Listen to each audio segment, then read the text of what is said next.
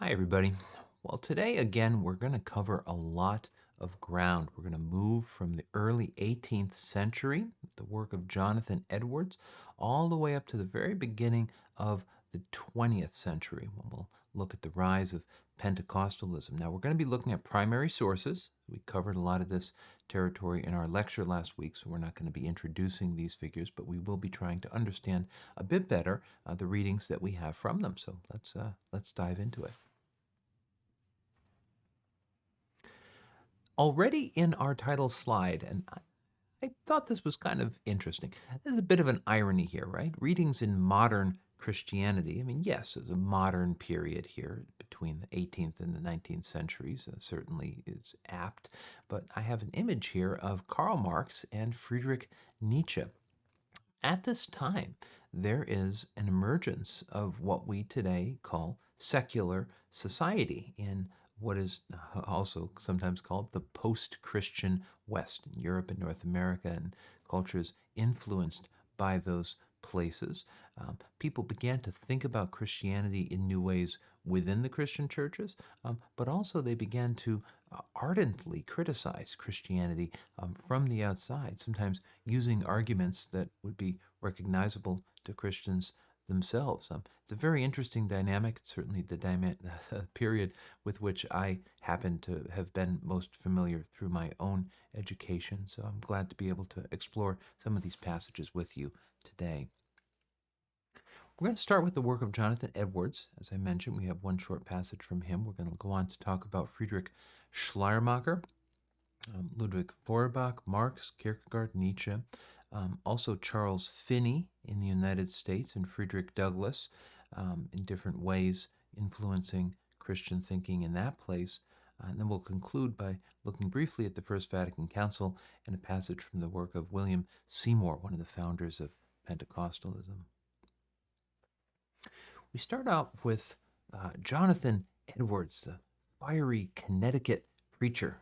This lecture is being recorded in Connecticut, not very far from where Jonathan Edwards worked and lived. This passage is from his best known sermon called Sinners in the Hands of an Angry God. Jonathan Edwards was a figure associated especially with the first Great Awakening in the early 18th century, the early 1700s. And he's doing something here on the one hand that many today would see as undesirable, is not a good approach. He's emphasizing sin and punishment and guilt and such things, which today we understand are not the right thing to be doing. However, also in this sermon, we see pitched, pitched in a very distinct kind of way, right? There are two paths. There's kind of a path of life, and there's a path of death. I should take out the kind of. There's a path of life, over here first. A path of life and a path of death. This is what Edwards is doing, and in a way, if you look back at the earliest history, the Didache that we looked at back in the beginning of the course, there is a way of life and there is a way of death, right? So what Edwards is doing is using rhetoric, that is using language and imagery in a way to kind of to bring this distinction to a fever pitch, to an emotional pitch, to something that's going to seize the attention of the hearers. Let's see how he does that in this brief selection from the passage we were assigned. Jonathan Edwards. There is the dreadful pit of the glowing flames of the wrath of God. There is hell's wide gaping mouth open, and you have nothing to stand upon, nor anything to take hold of. There is nothing between you and hell but the air. 'Tis only the power and mere pleasure of God that holds you up. If I don't go to hell, that is, now heaven and hell here, remember, mean I am either with God eternally, heaven, or I am separated from God eternally and suffer torment as a consequence, hell, right?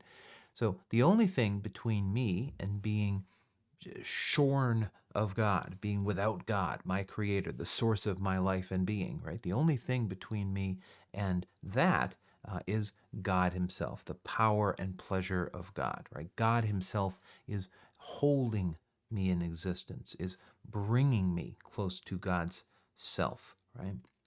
Um, the frightful possibility is that that power and pleasure of God might be withdrawn, that we might freely choose, as we are understood to be able to do within Christianity, to be separated from God, right? And to go into that dreadful pit, to go into hell's wide gaping mouth.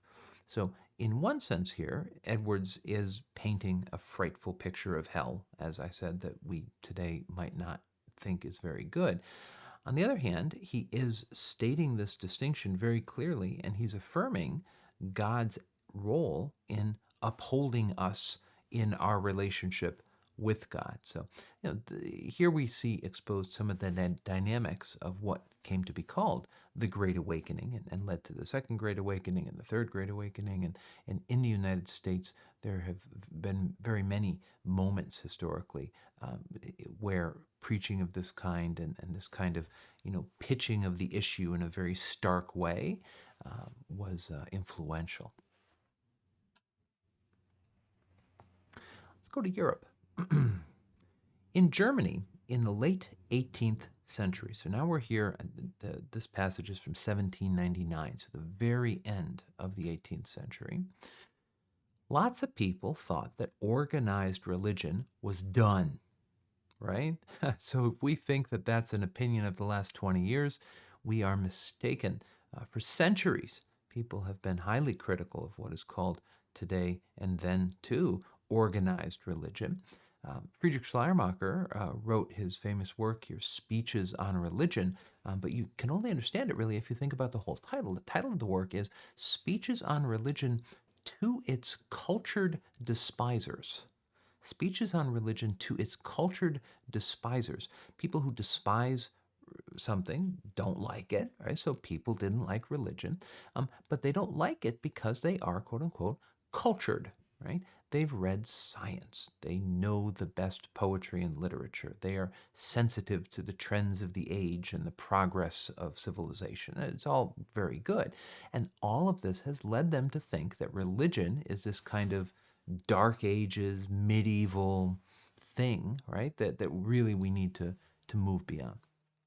Schleiermacher was the most influential theologian, that is, a thinker about God, right, in Christianity in this case, of the 19th century. He himself, was born in the 18th century, started his work then, but his ideas shaped Germany and England and all of the cultures shaped by those places, which are quite a few, in the 19th century. How? Schleiermacher sought to explain, or sought to maintain that religion is about a feeling of absolute dependence of myself upon God. Religion is not about rules, traditions, robes, incense, rituals, buildings, all of that stuff. He's saying, sure, so to speak, to hell with it, right? That's not what religion is about. Religion is about this deep experience of my dependence upon this reality that I know as God. So this led to a new kind of culture in Christian circles, especially in Germany. I mentioned also in England and elsewhere. People started finding God in experiences of beauty, experiences where they felt moved, that they experienced a kind of ecstasy, right? Schleiermacher is saying, yes, that is where you find God, not in these church buildings. Let's take a look at the passage here from Friedrich Schleiermacher's influential book, Speeches on Religion to Its Cultured Despisers. And to understand this, you have to think of this book being read aloud. When people will gather, there's no TikTok, right? So people gather and they read things aloud and they debate them and they discuss them, right? So these speeches were meant actually to be read and to be debated. So here we have a little paragraph from one of those speeches. Schleiermacher. What I assert and what I should like to establish for religion include the following. It springs, religion, necessarily and by itself from the interior of every better soul. comes out of myself. If I'm one of the better souls, I'm a sensitive, I'm a thoughtful person. It has its own province in the mind, in which it reigns sovereign. So it's something that guides my thinking. And it is worthy of moving the noblest and most excellent people by means of its innermost power and by having its innermost essence known by them. So when I move past the buildings and robes and rituals and churches and traditions and leave all that aside, and I say, okay, I'm going to look in my own soul for religion, in my essence, right? Religion is deep in myself. Then I realize the innermost essence of religion. This is very close to what today we call spirituality. Again, not a new idea. Now it is up to you to decide whether it is worth your while to listen to me before you become still more entrenched in your contempt, right? I'm entrenched in my contempt because I don't like religion. I think the priests are bad people, right? I think they're corrupt. I think the whole thing should be écraser les femmes, l'infâme, erase the infamy. This was spoken by one of the Enlightenment thinkers. I think it was Diderot, who thought that all religion should be done away with. I think he said around that same time, so it's just a couple decades before Schleiermacher is writing, that he won't be happy until the, what is it? The last king is strangled with the entrails of the last priest. The last king is strangled with the entrails of the last priest. Entrails are your intestines, right? Rather tough, I understand. So if you if you strangle someone with, well, it's violent, friends. But the image is kings and priests need to be done away with. That's what Schleiermacher's audience would have thought. That's what many people think today. And what Schleiermacher is trying to do in our passage is to say, no, no, no, no. Religion is something different than that. Religion comes from your heart, comes from your essence. Different kind of thinker here. Ludwig Feuerbach. We're going to mention Feuerbach here and then Marx. So, of course, we talked extensively about both Feuerbach and Marx in last week. Let's take a look at this passage here from Feuerbach. I won't repeat the whole explanation of his outlook. Just to remind us, Feuerbach is a thinker who believes that what we call God is just a projection of our own best qualities onto an imaginary being outside ourselves. We think that there's this being called God, but actually what we're talking about is ourselves. Let's look at his passage. Religion, at least the Christian religion, is the relation of man to himself, or more correctly to his own nature, that is his subjective nature, but a relation to it viewed as nature apart from his own. The divine being, God, is nothing else than the human being, or rather the human nature purified, freed from the limits of the individual man, the individual person, right? So maybe I am good, what I say is true, and what I do is beautiful. Well, I hope for you too, right? Okay, that's nice, relatively speaking. However, every human being is going to be limited. Every human being is going to have certain hang-ups, biases, baggage, subjective limitations that make our goodness and truth and beauty and justice, if you want, imperfect, right? So what Feuerbach is saying is, okay, so we identify those characteristics in ourselves. We kind of lament that, we never see these perfectly expressed by any human being, but then we imagine that they can be perfectly expressed by this divine being, right? So we posit, we postulate, we imagine that there is this other being that has these human qualities perfectly. For Feuerbach, this is where Christian religion comes from. Let's take a look briefly at this passage from Karl Marx. I have available on this channel a discussion of this entire passage of Karl Marx. It's from, pardon me, his introduction to the critique of Hegel's philosophy of right. It's a kind of really unpromising title, but this is where Marx most famously issues his criticism of religion. Let's remind ourselves of this a bit from last week. The abolition of religion as the illusory happiness of man is a demand for their real happiness, for mankind's real happiness. The call to abandon their illusions is a call to abandon a condition which requires illusions.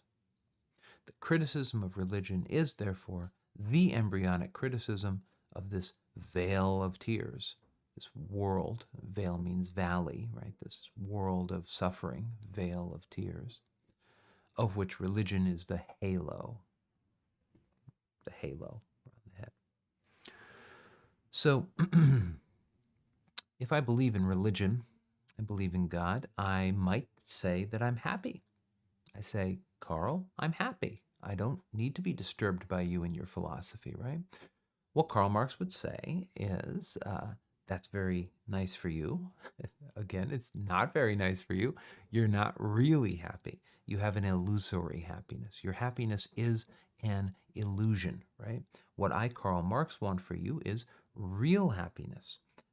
So you are happy because you believe that you will be reunited with family members and pets and all other people and things that you've loved in your life in heaven, right? And so even though you're poor, you're sick, you're exploited, injustice all around, it's okay because this is a short time and pretty soon you'll be in heaven, right? What Karl Marx says is that's unacceptable because what you're really doing is accepting, as he puts it here, a condition which requires illusions. Stuff is so bad for you here below, here on the earth, in your real life, that you can't stand it. You got to take some kind of, potion to become able to withstand all of the suffering that you face in this world. So what Karl Marx wants us to do is abolish religion, and on the way to that, criticize religion, the criticism of religion, because he thinks once we take down religion, once it's clear that religion is not true, then it will be the case that we have the energy and the conviction and the resolve to change our real world, not to look for another world coming up later in heaven. Jumping, so much movement here, friends. So we're forward again. We're forward again to Søren Kierkegaard. Kierkegaard was a rough contemporary of Karl Marx, writing in Denmark, in Europe, in the middle of the 19th century. His works, when he died, he was known in Denmark, but they weren't translated into German, as it happens first, until the later 19th century, and only became popular there at that point, maybe 30 or more years after Kierkegaard's death. So there's this interesting kind of pause between his writing, his death, and then 30, 40 years later, his, as we call it, his reception, how people started reading him outside of Denmark. What Kierkegaard is doing here, in a way, I was thinking about this before starting the recording. In a way, he's I don't want to compare him to Jonathan Edwards, but let's do something like that, because what he's saying is there's a starkness about the world and God, right? And he thinks that there's a kind of paradox that arises from how different those things are. That as a matter of faith, as a Christian, and for Kierkegaard, that means a lot. He's kind of like Roger Williams in that sense. He doesn't like Christendom. He doesn't like this kind of mass market religion, right? For him, if you're going to be a Christian, you got to be a Christian. You got to be a disciple of Jesus Christ. You got to devote your life to Jesus Christ, right? Okay. So he sees this tension between what God might require of you, right? And what the world says is acceptable, nice to do, right? Let's read the passage and I'll comment a bit on that, what he calls that paradox of faith. The paradox of faith can also be expressed by saying that there is an absolute duty toward God. For in this relationship of duty toward God, the individual as an individual stands related absolutely to the absolute. The absolute is God, right? I'm an individual, the absolute is God.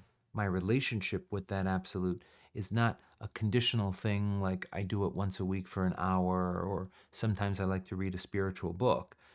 It's something that is for me absolute. It's a fixed and definite kind of thing that makes a demand upon me. Continuing. So, when in this connection it is said that it is a duty to love God, if this duty is absolute, the ethical is reduced to a position of relativity. The ethical is reduced to a position of relativity. Think back to Schleiermacher. We've mentioned Jonathan Edwards already, but Schleiermacher. What Schleiermacher is saying is religion is not something that is kind of foreign to you, alien to you, something that you're related to outside of yourself, right? Religion is a feeling. And so if I find that feeling of dependence that Schleiermacher identifies, right? I find that sense of being in touch with God. I find it in beautiful things. I find it in being a good person, being respected in society. You know, everything kind of falls into place very harmoniously and neatly. This leads to a kind of cultural Christianity. Kierkegaard is opposing that cultural Christianity. He says that if you truly believe in God and you think that God is absolute, he's really the creator of the world and this kind of thing, then your commitment to God, your duty to God, means sometimes you got to do stuff that's going to actually oppose the world. This is the Jonathan Edwards connection. There's that difference, right? There's your duty to God, and there's your ethical duty, your duty to be a kind of nice, good, harmonious person, right? Sometimes you might have to do things. For Kierkegaard, he's thinking of, challenging cultural norms, or, standing against mass opinion in society, where you are seen by other people as being a troublemaker, as being a weirdo, as being a Unabomber figure. Don't send bombs, but you're separated from society. But Kierkegaard suggests that that might actually be what God is requiring you to do.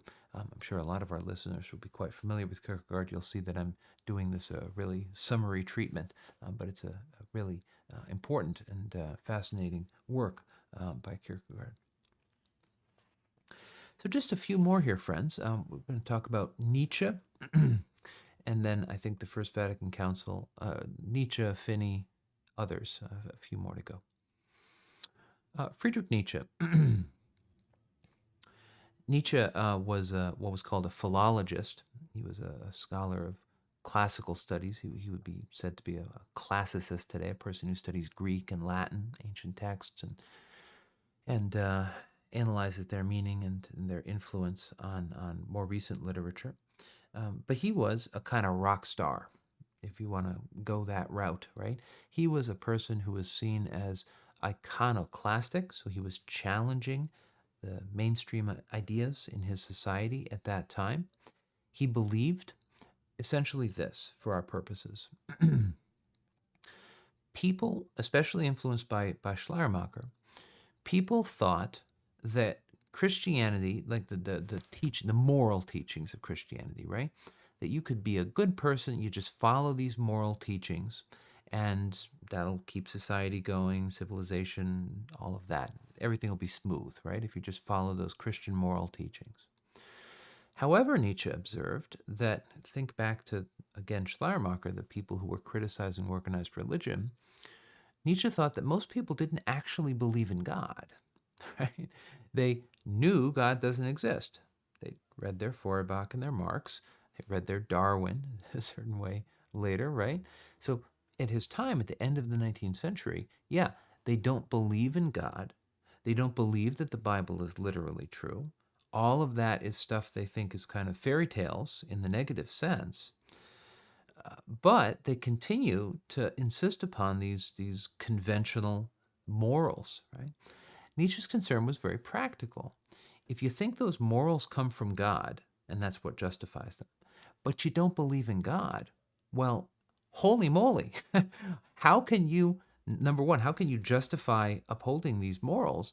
And number two, this is like dead man walking. This is like a zombie situation, right? Because you have these teachings of Christianity that are kind of like in society, but nobody actually is Christian. Nobody really believes in God. And so society, Nietzsche thought, had gotten really empty. He talks about the idols of society, and they're hollow. He says, I'm going to beat on them with a hammer, right? He's going to show how empty the things that we believe really are, because, when at the bottom, at the end of the day, we don't really believe in God. So in one of his passages in a work known as The Gay Science, and gay here meant, as it did at that time, happy, right? So the happy or the joyous science. Nietzsche tells a story of this so-called madman. And this is known as, colloquially, the death of God passage. So this is where Nietzsche is commenting on the fact that, as we'll see, we have killed God. We have ceased to believe in God. We have disproven God, right? And now we are kind of without point of reference. We're kind of drifting, right? We have no justification for the morals that we teach. So let's take a look at his passage. I'll comment as we go. The madman jumped into their midst and pierced them with his eyes. Where is God? He cried. I will tell you. We have killed him, you and I. All of us are his murderers. But how did we do this? Continues the madman. How could we drink up the sea? Who gave us the sponge to wipe away the entire horizon? What were we doing when we unchained this earth from its sun? Whither is it moving now, this earth? Whither are we moving? Away from all suns? Are we not plunging continually, backward, sideward, forward, in all directions? Let's pause there. It's going to continue on one more slide and conclude, but I want to make sure we're clear about this. So the madman is mad, is crazy, because everybody thinks that he's crazy, right? Because he's calling out something that everybody is in denial about, namely the fact that God is dead, right? So he's seen as a madman. We have killed him.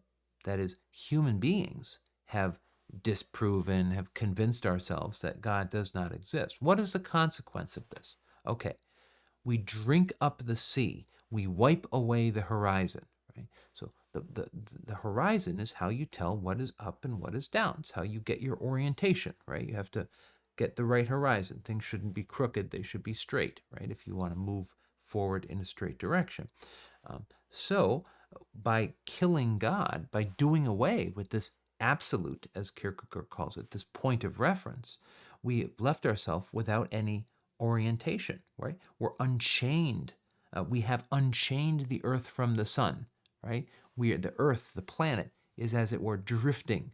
It has again no point of reference, no belief in an absolute beyond itself. Where are we moving? Are we plunging? Are we backward, sideward, forward? We can't know because there's no horizon, there's no sun, there's no God, because we killed God. Concluding this passage, is there still any up and down at all? Are we not straying as through an infinite nothing? Do we not feel the breath of empty space? Has it not become colder? Is not night continually closing in on us? Do we not need to light lanterns in the morning? Do we hear nothing as yet of the noise of the grave diggers who are burying God? Do we smell nothing as yet of the divine decomposition? Gods, too, decompose. God is dead, God remains dead, and we have killed him. God is dead, God remains dead, and we have killed him. So, sure, you move through Feuerbach and Marx and Darwin in a very different way. He was a very different thinker than Feuerbach and Marx, but all of that combined scientific thinking, as well as the Enlightenment, which we referred to earlier, that led people in Schleiermacher's time to disbelieve in organized religion, right? Nietzsche takes all of that seriously.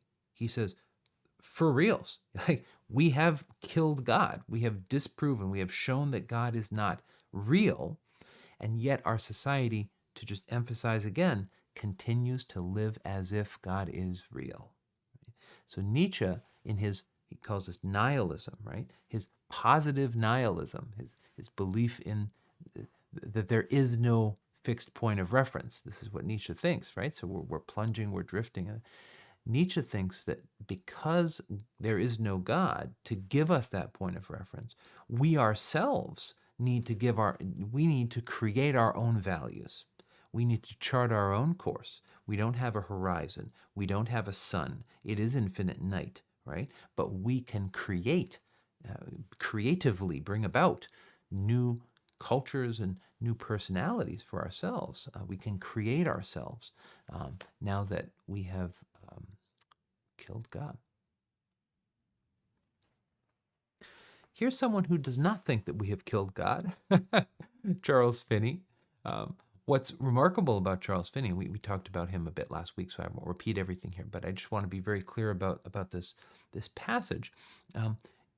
Everything that we associate today with evangelism, with the music and the lights and this emotional experience of attending, especially an evangelical Christian church service, much of that is owed to the work of Charles Finney.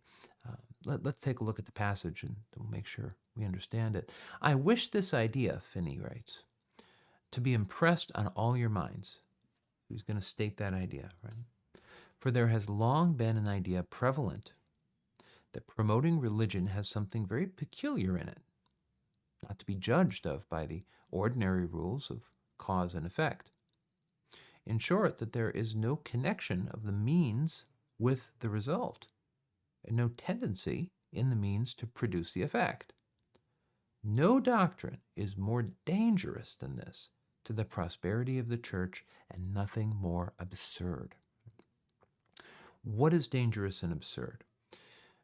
What is dangerous and absurd is the idea that if God is going to call me to salvation, to be a Christian, to change my life, that is going to occur in, as Finney puts it here, a very peculiar kind of way. It's going to be something that can't be measured, can't be foreseen, can't be controlled or guided. It's going to be something that transacts purely between my heart and God in this kind of unknowable way, right? So you can get people together in a church, you can sing songs, you can have a service, and it's all very nice, but none of those external things, it was believed at the time, are going to induce or lead to or help along the conversion of the person, right? That's going to be entirely between herself and God. Finney says, no, right? The music, the lights, everything we've been talking about, all of that can help the person to open herself to the action of God.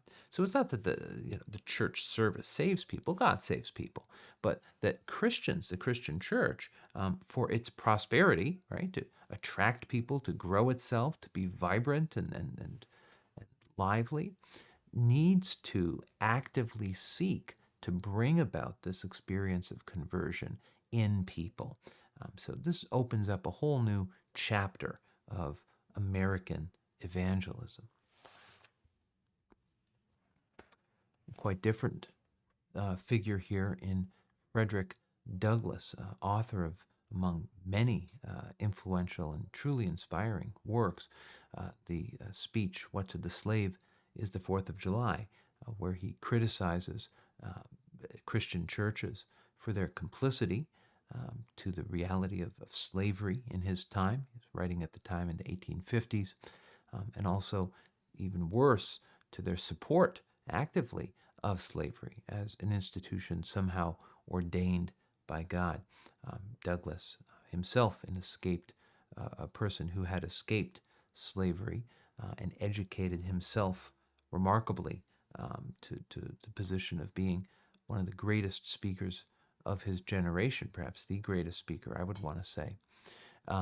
Douglass here challenges the Christianity of his day in clear terms. Let's take a look at the passage.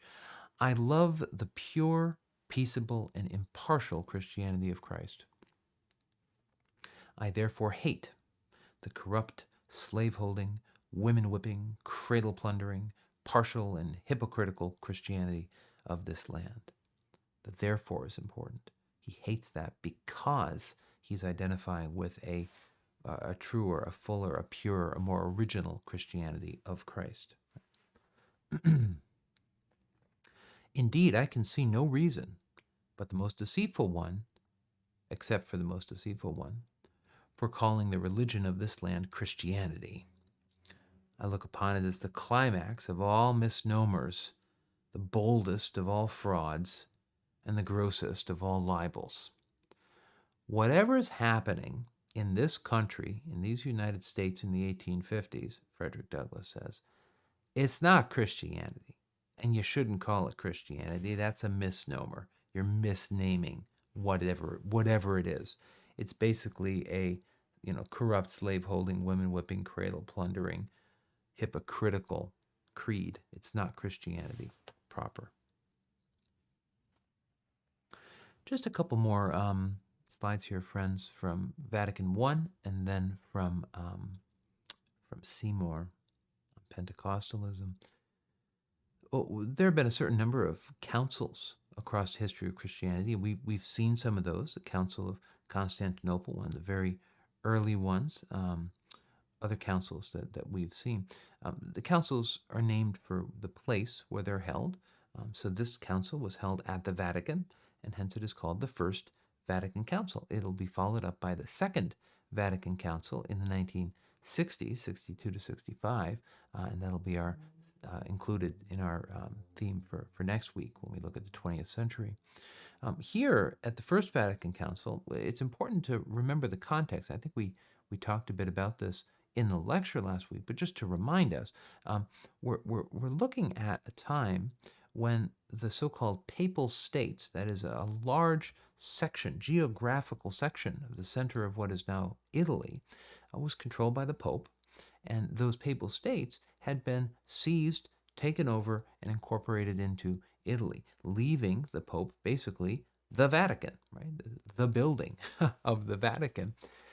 So what the Catholic Church can be seen to be doing here, there are two ways of looking at this. One way is to say, okay, we have a really embattled church asserting its authority at a time when that authority is being perilously threatened. Another way to see it is that this series of events led the Catholic Church to understand itself better and more fully. Now, either one of those is going to be a controversial kind of view. At the time, this teaching was enormously controversial, and it remains so today. I realize I have not named the teaching. The teaching, friends, is papal infallibility. Papal infallibility. To be fallible means that I can make a mistake. I can make an error, right? So papal infallibility means that I, as Pope, if I am Pope, and I'm speaking under certain specific conditions, what I say cannot be in error, cannot be wrong, right? This was mocked by people because how can any human being claim not to be wrong, right? But let's look at the actual phrasing of this teaching and then comment upon it. This gift, then, of truth and never-failing faith was conferred by heaven upon Peter and his successors in this chair, that they might perform their high office for the salvation of all. Pause. The gift here is infallibility. The chair is the office of St. Peter. He was the head of the 12 apostles, you remember, and traditionally the first bishop of Rome. So the Pope is the successor of St. Peter. And when the Pope is sitting in that chair, the chair is called a cathedra in Latin. So when he's ex cathedra, when he's speaking from the chair, he's speaking ex cathedra, he has this special gift of truth-telling, right? Of never failing faith and always avoiding error. Okay. um, that the whole flock of Christ, kept away by them from the poisonous food of error, might be nourished with the pasture of heavenly doctrine, that the occasion of schism being removed, the whole church might be kept one, and resting on its foundation, might stand firm against the gates of hell. These last two clauses, that the whole flock and that the occasion, are explaining why the Pope has this power of infallibility, the power of speaking without making an error in certain specific conditions. It is to keep Catholics away from error, and it's also to enable the Catholic Church to avoid splits and schisms and to have a kind of definite authority. Right?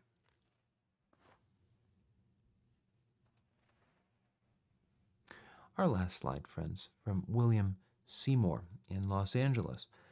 He is considered and rightly named as one of the founders of the Pentecostal tradition. Pentecost refers to the day described in the book of Acts, the Acts of the Apostles in the Bible, which is a kind of early church history. The day when the Holy Spirit came upon the disciples gathered in what is called the upper room. So, backstory: Jesus is born, lives, teaches, arrested, dies. Right? Jesus rises from the dead, and certain apostles see him, and this is a basis of Christian faith as well as an article of Christian faith. Around that time, the apostles were terrified. The apostles, remember, are the 12, and the disciples are all of the people who follow Jesus. So we could say the apostles and the disciples were terrified. Why? Because their leader had just been crucified, killed in the most brutal way possible, right? In the most public, shameful way possible. They thought they'd be next, right? So they were scared, and they were hiding in a tower. They were a tower on the upper floor of a building, right? Door was locked, and they were all gathered there together, kind of powwowing, deciding, what are we going to do? What are we going to do, right?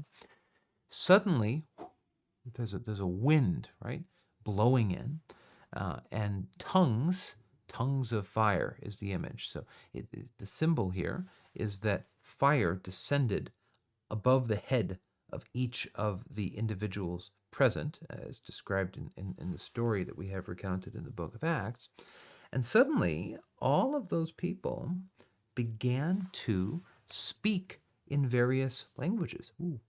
Began to speak in various languages.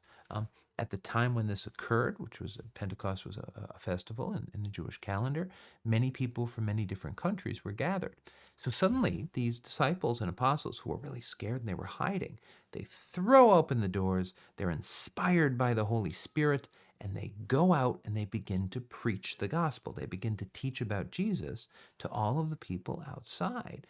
The remarkable thing is, and the miracle here, is that all of the people outside, even though they're from many different countries, understand what the apostles and disciples are saying. It's as if they're speaking in all of the languages of all of the people. Human language is no longer a barrier in that moment, right? This is the Feast of Pentecost, again, a feast in the Jewish calendar, and now symbolically very important in the Christian calendar. Pentecostalism, then, refers to a movement in the very early 20th century in the United States that arose at that time. And this is not a lecture on Pentecostalism, so I'm going to be very kind of low resolution about it. But one of the core convictions of that movement is that if you go out and preach the gospel, right, in the Spirit, you will be understood, right? You're able to maybe not literally speak in other languages, although speaking in tongues is an important part of the tradition for many Pentecostals. But if you preach the whole gospel, more will be added unto you. Your church will grow. Your community will be vibrant. And so there's this notion of returning to the full gospel, right? You sometimes see the full gospel choir, the full gospel church. There's an idea that the Catholic Church, the various Protestant churches, all these little individual churches had taken a little kind of section of the gospel, or a bit of this and a bit of that, but none of them had properly been teaching the full gospel. So let's hear from William Seymour, who articulated first many of these ideas I've been describing, and make sure we understand his passage. He writes, "We that are the messengers of this precious atonement ought to preach all of it." Atonement means um, uh, um, being granted salvation from one's sins. Sometimes it's broken up at one-ment. I am now at one with God, right? It's a good way to remember it anyway.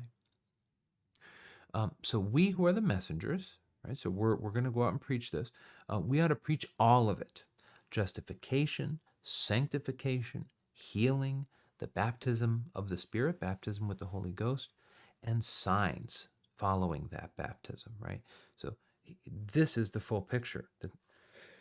This is the full picture that Seymour thinks we need to, Christians need to preach. How shall we escape if we neglect so great salvation? Letter to the Hebrews, New Testament. God is now confirming his word by granting signs and wonders to follow the preaching of the full gospel in Los Angeles, right? Okay, so we're going back to that full gospel. It's happening in LA, right? And how do we know it's happening in LA? Signs and wonders, right? So I've mentioned the speaking in tongues, also healing, also other kinds of miracles, wonders, right, that happen. Those are not just party tricks, right? That is evidence that the Holy Spirit is present, right? Is invigorating us, is guiding us, is inspiring us, is driving us forward, as it did the apostles and disciples on Pentecost, as described in the book of Acts. So a great deal of American Christianity, by American here, I should refer to the United States, but also to Central and South America, where Pentecostalism has been growing very quickly, largely at the expense of Catholicism. Like, fewer people are Catholic and more people are Pentecostal. This influential movement has been huge in these regions and has really shaped contemporary Christianity. So a lot of things that you might associate with Christianity as practiced in the United States today can be related to the Pentecostal tradition. Friends, I think that does it. Covered quite a lot of ground. Again, from Jonathan Edwards to William Seymour. I hope you found this discussion to be enlightening in your understanding of the passage. And next week we continue with the 20th century.